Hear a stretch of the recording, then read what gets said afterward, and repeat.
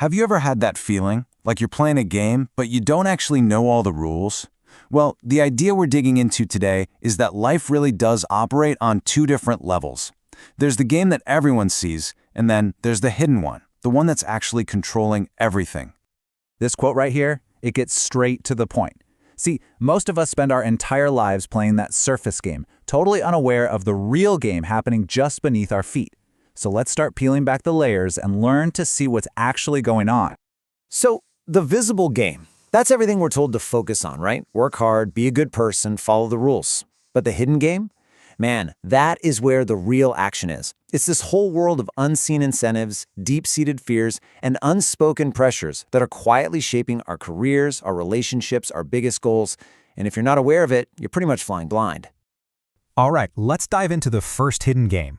This one is all about understanding what people really want, and it all starts with a simple but really powerful observation about human nature. Now hold on, this doesn't mean everyone's being dishonest all the time. Actually, it's more often because they themselves are just unaware of the deeper forces that are guiding their decisions. We tell ourselves, and we tell other people, stories that make sense on the surface, but the real drivers are often buried deep down. Just think about the reasons we give for our biggest life choices. Someone might say, "Oh, I'm taking this job for the experience," when the hidden force is really a fear of disappointing their parents. Or maybe, "I'm staying in this situation because it's the wise, stable choice," when the real driver is a paralyzing fear of instability. You know?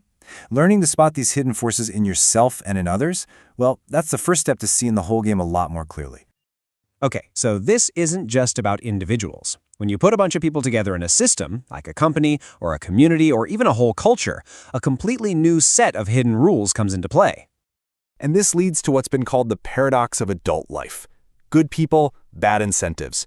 You can have a system that is full of kind, moral, wonderful individuals, but the system's own pressures can push them as a group toward harmful behavior. It means you can't always judge a system by its people, and you definitely can't always judge people by the system they're stuck in. And you see this paradox literally everywhere. Good people working for a company that pollutes. Kind, warm individuals who get swept up in a toxic online movement. In all these cases, the system's incentives have totally overpowered the individual's good intentions. It's a really critical distinction to make. And that brings us to the third, and maybe the most subtle, hidden game of them all. This one's about what we are really competing for, even when we think it's about something else entirely. So when you see people fighting tooth and nail for a promotion, or for a spot at a top university, or for some specific opportunity, what's really at stake for them? What's the prize they're actually after? You see, the competition is rarely just about the job or the degree. It's almost always about something much deeper.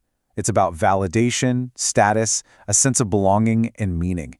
It's about quieting that little voice in our heads that's terrified of being left behind. That's why these contests feel so personal and so high stakes, because it's not just about a title on a business card. It's a fight for our very identity. And when you realize that, you kind of stop taking it all so personally. Okay, so now that we can start to see these hidden games playing out all around us, how do we navigate them? How do we avoid getting trapped playing a game that was never ours to begin with? Well, it all really comes down to two crucial skills. First, you have to develop the clarity to see the hidden game. And that means looking beneath the surface and asking those tough questions. What are the real incentives here? What are people truly afraid of? And second, you need the courage to just refuse to play the wrong game. Just because society rewards a certain path with money or status doesn't mean it's the right one for you. Because at the end of the day, the goal isn't to win some game that someone else created. The goal is to use this understanding to step away from all the noise and build a life that has real substance and real meaning. So it all boils down to this fundamental choice. The visible game? That's played for the crowd. It's for external approval. But understanding the hidden game? That's for yourself. It's for clarity, for authenticity, and for living a more honest life. Look, having this insight doesn't magically make life easier, but it will make it more honest. It frees you from chasing all these illusions that were never meant for you in the first place. So the final question is one that only you can answer. Which game will you choose to play?